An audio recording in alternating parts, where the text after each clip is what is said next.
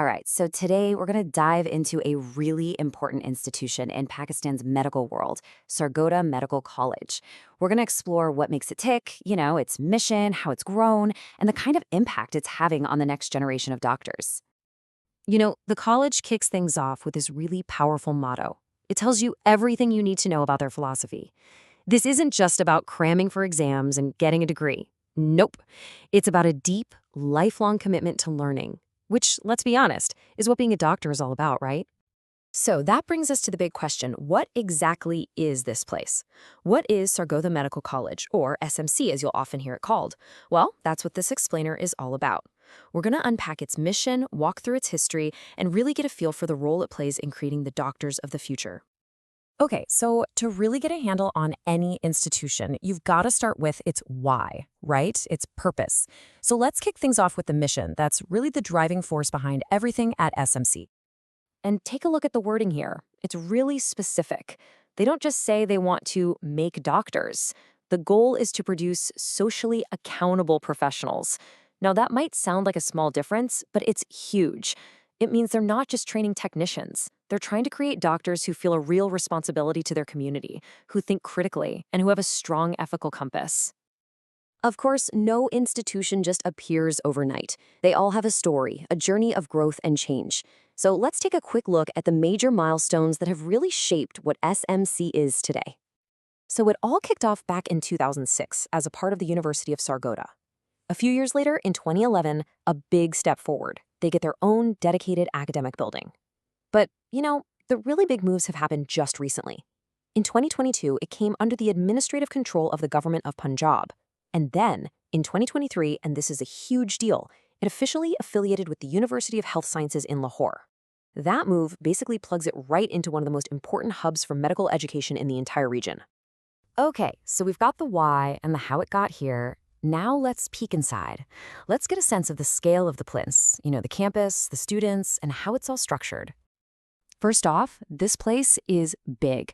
We're talking about 100-acre campus. That's a whole lot of dedicated space just for training future doctors.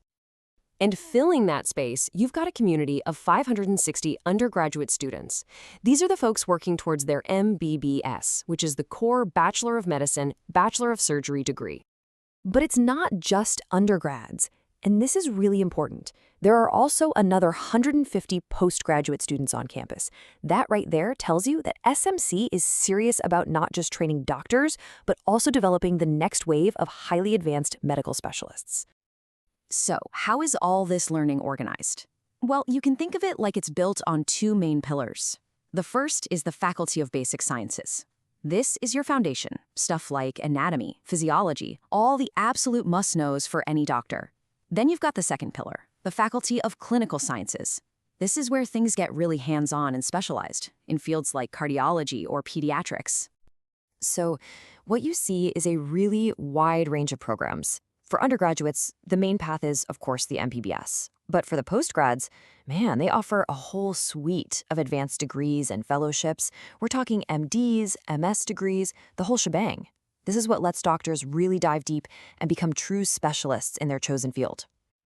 Okay, let's talk about something that's absolutely critical. What actually makes a medical degree worth the paper it's printed on?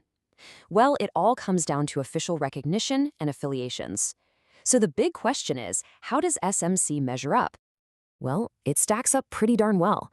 Its standing is solid and it's backed by some really key players. First, you've got the Pakistan Medical and Dental Council. You absolutely need their stamp of approval to practice in the country. Then there's the affiliation with the University of Health Sciences, which means top-notch academic standards. And for that global reach, it's listed in the International Medical Education Directory.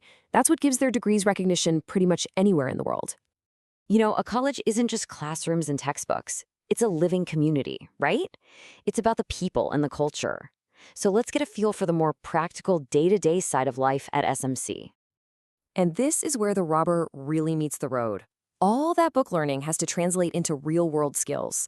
Students get that crucial, hands-on clinical experience at 2 attached teaching hospitals.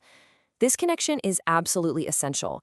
It's what transforms a student holding a textbook into a doctor who can actually help a patient. And it's pretty clear that there's a real sense of community here. When you see things like the annual Independence Day ceremony or a big Green Pakistan tree planting drive, you get the picture of a campus that's alive and engaged, way beyond the walls of the lecture hall. Okay, so let's zoom out for a second and bring all these pieces together. What does all this mean? What's the role of an institution like SMC in the grand scheme of things?